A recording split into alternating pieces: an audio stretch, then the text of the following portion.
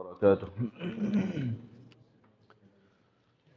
الحمد لله نحمده ونصلي على رسوله الكريم اما بعد.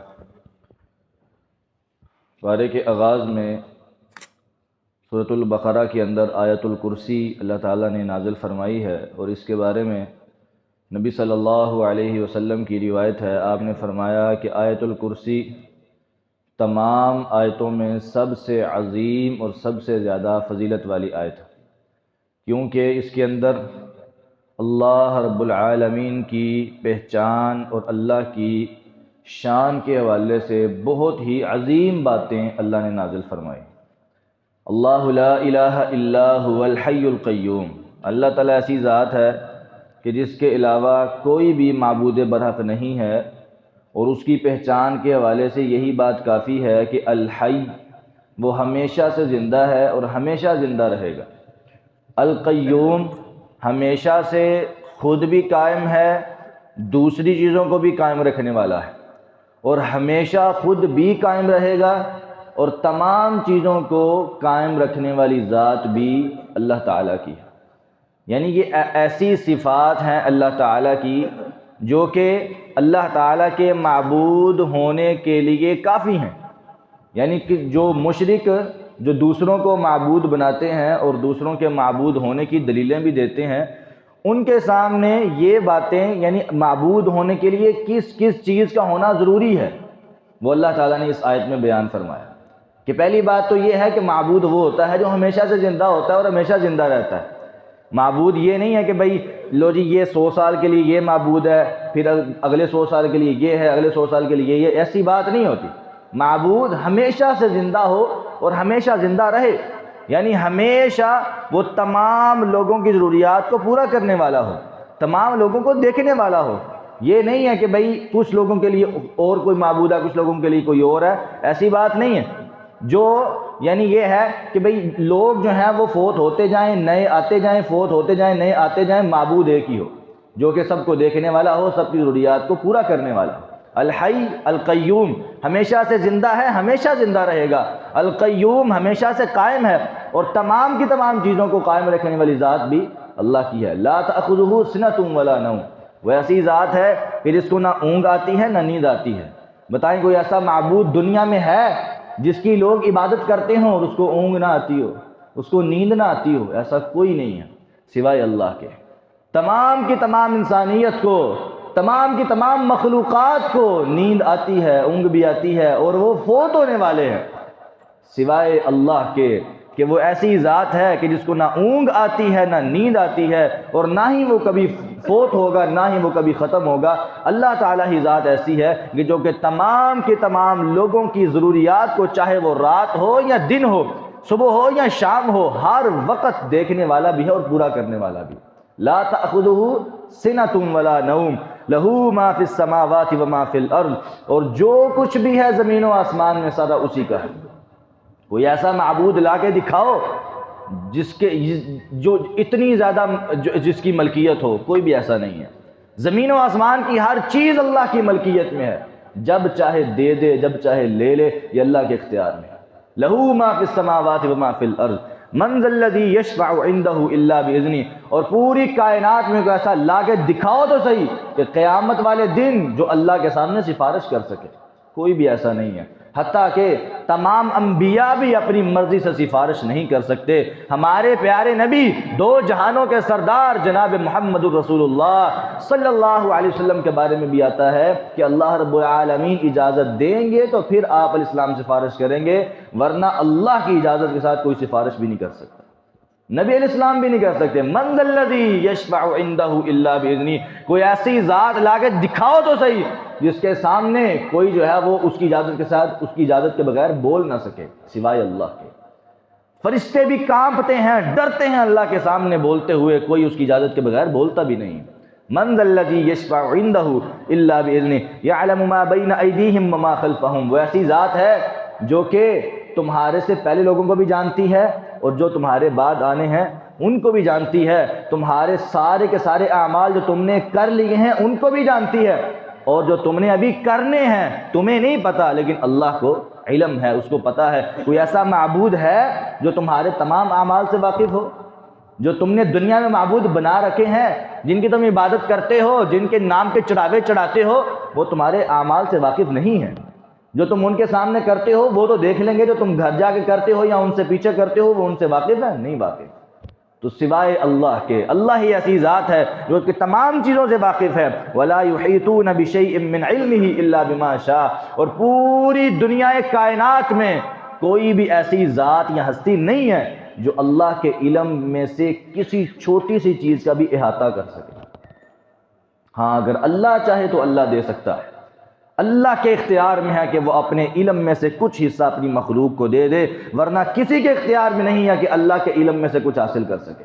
وَلَا يُحِيطُونَ بِشَيْءٍ مِّنْ عِلْمِهِ إِلَّا بِمَا شَاءَ وَسِعَ كُرْسِيُّهُ السَّمَاوَاتِ وَالْأَرْضِ، اور وہ ایسی ذات ہے، اس کی بلندی اور اس کی عظمت کا یہ عالم ہے کہ اس کی کرسی آسمان و زمین سے بھی بڑی ہے، آسمانوں سے بھی بڑی ہے اور زمین سے بھی۔ اور آسمان، نبی علیہ السلام نے فرمایا تھا زمین و آسمان کے درمیان کا خلا 500 سال کی مسافت ہے۔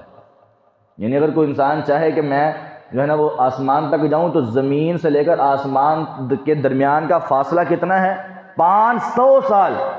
اور پھر پہلے آسمان کی موٹائی 500 سال کی ہے، پھر اس کے اسی طرح آگے پہلے سے دوسرے کے درمیان 500 سال کی مسافت، پھر دوسرے آسمان کی موٹائی بھی 500 سال، اسی طرح 7 آسمان ہیں، اور اللہ تعالیٰ کی کرسی اس سے بھی بڑی ہے، آسمانوں سے بھی بڑی ہے، زمینوں سے بھی بڑی ہے۔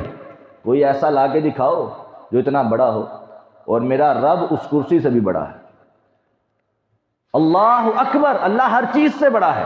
وسع کرسیہ السماوات والارض ولا یؤودہ حفظہما، وہ ایسی ذات ہے وہ آسمانوں کی بھی حفاظت کرتی ہے، آسمانوں میں رہنے والی تمام مخلوقات کی، فرشتوں کی بھی حفاظت کرتی ہے، زمین میں رہنے والی تمام مخلوقات کی بھی حفاظت کرتی ہے، اور زمین کی بھی حفاظت کرتی ہے۔ زمین و آسمان کے پورے نظام کائنات کو چلانے والی ذات بھی وہی ہے، وہ سارے کے سارے نظام کو چلا کے بھی تھکتا نہیں ہے، یہ اس کی شان کے لائق نہیں ہے، ان چیزوں کی حفاظت اس کو تھکاتی نہیں ہے۔ کوئی ایسی ذات لا کے دکھاؤ تو صحیح کہ جو ساری کی ساری چیزوں کی حفاظت کرتی ہے، اس کو تھکاوٹ نہ ہوتی ہو۔ اللہ کے علاوہ کوئی نہیں ہے، اللہ ہی ہے کہ جس کو تھکاوٹ نہیں ہوتی۔ باقی ہر بندے کو تھکاوٹ ہوتی ہے، وہ اگر کسی چیز کی حفاظت کا ذمہ لے بھی لے تو آخر تھک بھی جاتا ہے، لیکن اللہ تعالیٰ ایسی ذات ہے جو تھکتا نہیں۔ وَهُوَ الْعَلِيُّ الْعَظِيمُ، اور وہ بلند بھی ہے، عظمت والا بھی ہے۔ آیت الکرسی کی شان میں نبی علیہ السلام نے فرمایا کہ جو انسان آیت الکرسی کی تلاوت کر لیتا ہے، صبح ہو یا شام ہو، اللہ تعالیٰ اس کو اپنی حفاظت میں کر لیتے ہیں، اور جس چیز کے لیے پڑھتا ہے وہ بھی اللہ کی حفاظت میں آ جاتی ہے۔ آپ نے سواری، آپ کی سواری ہے، آپ کا گھر ہے، آپ کے بچے ہیں، آپ کے گھر بار، سب کے لیے آیت الکرسی پڑھ دیں، اللہ کی حفاظت میں چلے جائیں گے، اللہ تعالیٰ ان کو شیطان کے شر سے محفوظ رکھ لے گا۔ یہ بہت بڑی فضیلت ہے، آیت الکرسی کو اپنا وظیفہ بنانا چاہیے۔ اللہ ہمیں اس پر عمل کی توفیق عطا فرمائے۔ آگے اللہ تعالیٰ نے کہا مثل الذین ينفقون اموالهم فی سبیل اللہ کمثل حبۃ انبتت 7 سنابل، وہ لوگ جو اللہ کی راہ میں اللہ کی رضا کے لیے خرچ کرتے ہیں، ان کی مثال ایسے ہے جیسے کوئی ایک دانہ بوتا ہے نا بیج، تو اللہ تعالیٰ اس کے بدلے میں اس کو ایک کے بدلے 7 دیتا ہے، اور پوری کھیتی اس کی بھر جاتی ہے۔ اسی طرح اللہ کی راہ میں خرچ کرنے والا ہے، اگر کوئی ایک دے گا، 1 روپیہ دے گا، اللہ تعالیٰ کو اگر اس کا اخلاص پسند آ گیا، اللہ تعالیٰ 1 روپے کے بدلے میں 7 یا 70 یا 700 یا 7000 اس کے 1 روپے کے بدلے میں اگر وہ 1 روپیہ اخلاص کے ساتھ دیا ہوا تو اللہ تعالیٰ اس 1 روپے کے بدلے میں اس کو 7 لاکھ سے بھی زیادہ دے سکتا ہے۔ یہ اللہ تعالیٰ کی شان، اس کی قدرت ہے، یہ کسی اور کی شان اور اس کی قدرت نہیں ہے۔ لیکن اگر انسان ریاکاری کرتا ہے تو اللہ تعالیٰ نے اس کی مثال کو بھی بیان فرمایا، کہا جو ریاکاری کرتا ہے اس کی مثال ایسے ہے کہ جیسے ایک شخص ہے، بوڑھا ہو گیا ہے، اس کے چھوٹے چھوٹے بچے ہیں، اور اس بوڑھے باپ کا ایک بہت بڑا باغ ہے، باغ کے اندر پھل لگا ہوا ہے، اس بوڑھے باپ کو یہ گمان ہے کہ یار میرے چھوٹے چھوٹے بچے ہیں، اگر میں کچھ نہ بھی کروں تو یہ باغ میرے بچوں کے لیے فائدہ مند ہوگا۔ لیکن اچانک آگ بگولا آتا ہے، سارے کا سارا باغ ختم، وہ بوڑھا باپ دیکھتا رہ جاتا ہے اب میں کدھر جاؤں، اب اس کے پاس کیا ہے کرنے کو۔ یہ ریاکاری کرنے والے کی مثال ہے کہ ساری زندگی اعمال کرتا رہتا ہے، اللہ کی راہ میں خرچ کرتا رہتا ہے، اعمال کرتا رہتا ہے، نمازیں، روزے، زکوٰۃ، حج، سب کچھ کرتا ہے، آخر میں جا کے کیا ہوگا؟ قیامت کا دن ہوگا، آئے گا تہامہ پہاڑ جتنے اعمال لے کر آئے گا، اچانک سارے کے سارے اعمال روئی کی طرح اڑا دیے جائیں گے، ختم کر دیے جائیں گے۔ پوچھا جائے گا اس کا کیا گناہ تھا؟ میرے رب کہیں گے یہ دنیا میں تھا، اعمال کرتا تھا، نیکیاں کرتا تھا، نمازیں پڑھتا تھا، روزے رکھتا تھا، سارے اعمال، لیکن دنیا کو دکھانے کے لیے کرتا تھا، دکھاوے کے لیے، ریاکاری کے لیے۔ اس نے جس کو دکھایا اس نے دیکھ لیا، جس کی تعریف سننی تھی اس نے تعریف کر دی، میرے پاس اس کا کچھ بھی حصہ نہیں ہے۔ اس کے سارے اعمال ختم کر دیے جائیں گے، سارے اعمال اس کے بھسم کر دیے جائیں گے۔ یہ ریاکاری کرنے والے کی مثال۔ لیکن اگر اس اخلاص کے ساتھ کھجور کا ایک ٹکڑا بھی دیا ہوا، نبی علیہ السلام نے کہا تھا اتقوا النار ولو بشق تمرہ، اے لوگو آگ سے بچ جاؤ، آگ سے بچ جاؤ، ولو بشق تمرہ، چاہے تمہیں کھجور کا چھوٹا سا ٹکڑا ہی کیوں نہ دینا پڑے۔ اس کا کیا مطلب؟ یعنی بسا اوقات انسان اللہ کی رضا کی خاطر، اس کے پاس ایک کھجور ہے، پوری کھجور بھی صدقہ نہیں کرتا، کھجور کے 2 ٹکڑے کرتا ہے، ایک ٹکڑا اپنے پاس رکھ لیتا ہے اور ایک ٹکڑا اللہ کی راہ میں دے دیتا ہے۔ یار کھجور، ایک کھجور کی ہمارے ہاں کیا ویلیو؟ اگر اس کھجور میں سے بھی ہم اس کے 2 ٹکڑے کر دیں، پوری کھجور نہ بھی دیں، ایک کھجور کا ایک حصہ خود رکھ لیں، ایک حصہ اللہ کی راہ میں دے دیں، لیکن اگر اخلاص کے ساتھ دیا ہوا وہ ایک چھوٹا سا حصہ بھی انسان کو جہنم کی آگ سے بچانے کے لیے کافی ہو جائے گا۔ یہ اللہ کی راہ میں، اللہ کی رضا کے لیے دینے کی فضیلت ہے۔ تو اللہ تعالی ہمیں اپنی رضا کی خاطر مال خرچ کرنے کی توفیق عطا فرمائے۔ اس کے بعد اللہ تعالیٰ نے قرض کے بارے میں بیان فرمایا، کہا جب تم ایک دوسرے کو قرض دو تو اس کو لکھ لیا کرو۔ آج ہمارے ہاں یہ چیزیں ہیں نا کہ بھائی اگر قرض لکھنے کے بارے میں کہا جائے تو دوسرا کہتا لو تم میرے شک کرنا، تم میں تو یقین نہیں، کچھ نہیں ہوتا یار۔ تو اس کا نقصان یہ ہوتا ہے کہ جو ان میں سے کوئی ایک بھی فوت ہو گیا نا تو اس کے بعد پھر جھگڑا پڑ جاتا ہے، وہ دوسرا کہتا ہے میں نے اتنے دینے تھے، دوسرا کہتا ہے نہیں میں نے اتنے لینے تھے۔ تو جب لکھا ہوا معاملہ ہوگا تو کوئی بھی شک و شبہ نہیں رہے گا۔ تو شریعت نے یہ حل بتایا ہے، اور ایسا حل جو کسی بھی نقصان سے پاک ہے۔ نبی علیہ السلام، اللہ تعالیٰ نے قرآن پاک میں فرمایا اذا تداینتم بدین الی اجل مسمى فاکتبوا، تم لکھو گے اپنے فائدے کے لیے لیکن اللہ تعالیٰ تمہیں اس کا بھی اجر و ثواب عطا فرما دے گا، لکھو گے اپنے فائدے کے لیے۔ اور پھر کہا گروی کا طریقہ کار بیان فرمایا۔ ہمارے ہاں تو گروی جو ہے وہ کسی اور طریقے میں استعمال ہو رہا ہے، اللہ تعالیٰ معاف فرمائے۔ ہمارے ہاں جو گروی ہے وہ تو سود ہے، سود ہے۔ کیوں؟ گروی کا صحیح طریقہ کار کیا ہے جو شریعت نے اس کو بیان کیا؟ گروی یہ ہے، انسان نے کسی سے کوئی چیز خریدی ہے، اب وہ خریدنے والے کے پاس اس کی رقم، پیسے نہیں ہیں یا ہیں لیکن تھوڑے، تو اس کے پاس جو چیز ہے وہ اس کی مالیت ہے اس سے زیادہ ہے۔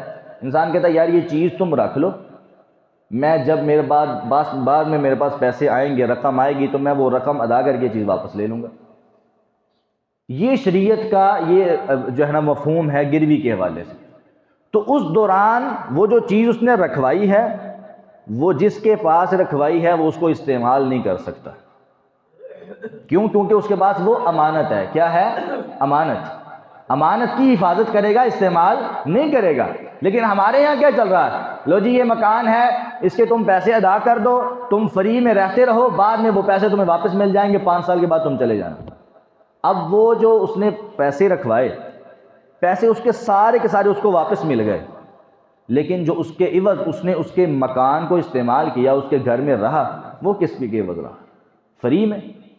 اور یہ بات یاد رکھیں، کل قرض جر منفعۃ فہو الربا، ہر وہ قرض جو انسان نے کسی کو دیا ہو یا امانت رکھوائی ہو، اس کے بدلے میں جو بھی منافع آئے گا وہ سود کہلائے گا۔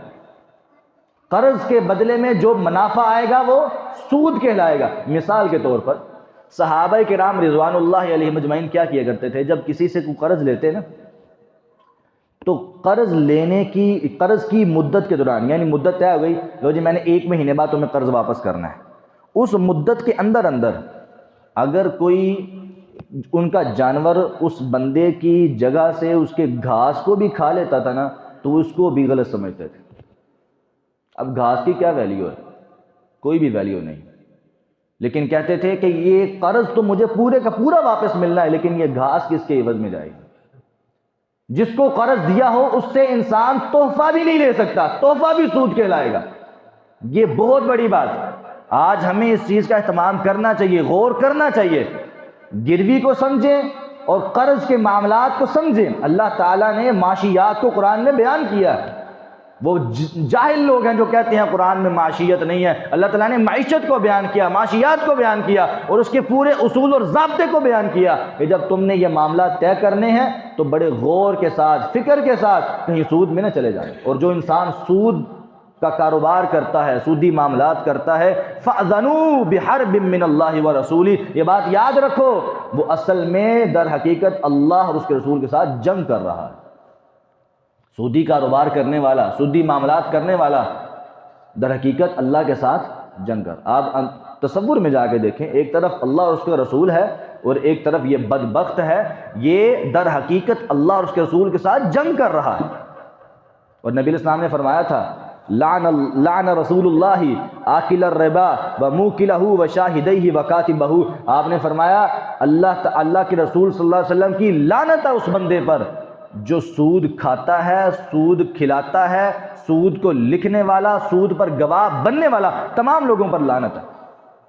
اب مجھے بتائیں سود لکھنے والے کا کیا قصور ہے؟ مثال کے طور پر دو سودی معاملات ہیں کر رہے ہیں، ان کے معاملات کو صرف لکھنے والا بھی، اس پر بھی اللہ کی لعنت ہے، اس کے رسول کی لعنت ہے۔ یہ اتنا بھیانک، اتنا خطرناک گناہ، اور اس کے گناہ کی سنگینی کے بارے میں ایک حدیث ہے، نبی علیہ السلام نے فرمایا تھا سود کے گناہ کو اگر 70 حصوں میں تقسیم کیا جائے، سود کے گناہ کو اگر 70 حصوں میں تقسیم کیا جائے تو اس میں سب سے ہلکا جو گناہ کا درجہ ہے نا وہ یہ ہے کہ انسان اپنی ماں کے ساتھ زنا کرے۔ نعوذ باللہ من ذلک۔ جتنا گناہ اس انسان کو ہوتا ہے اتنا گناہ اس سودی کاروبار کرنے والے کو ہلکے سے ہلکا گناہ ہے، اور ہائی لیول کا گناہ تو پتہ ہی نہیں۔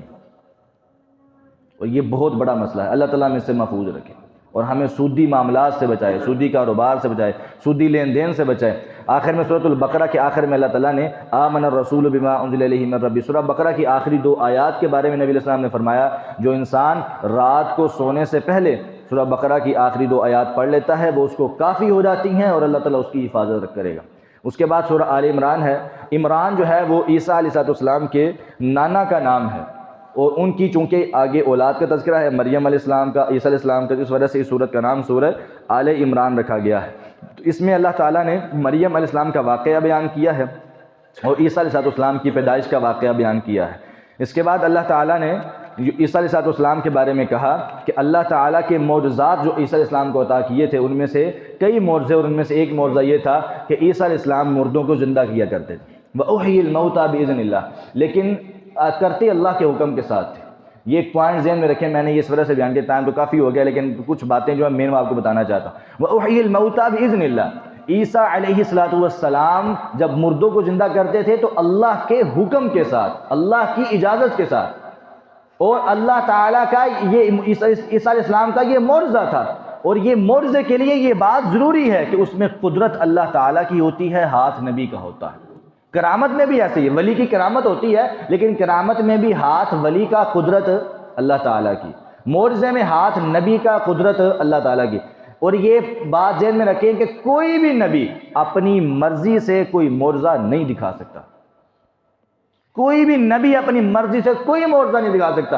ایک مرتبہ ایسا ہوا پانی نہیں تھا تو نبی صلی اللہ علیہ وسلم کی انگلیوں سے اللہ نے پانی جاری کروا دیا، اور ایک مرتبہ ایسا ہوا کہ نبی صلی اللہ علیہ وسلم کے پاس پانی نہیں ہے، آپ سفر میں ہیں تو پانی نہیں ہے تو تیمم کی آیتیں نازل ہو گئیں، اس وقت انگلیوں سے پانی جاری نہیں ہوا، سمجھے؟ تو یہ کیا ہے کہ اللہ تعالیٰ کی قدرت ہے، اللہ تعالیٰ جب چاہے گا تب معجزہ ہوگا، جب چاہے گا تب نہیں ہوگا، یہ نبی کے اختیار میں نہیں ہے۔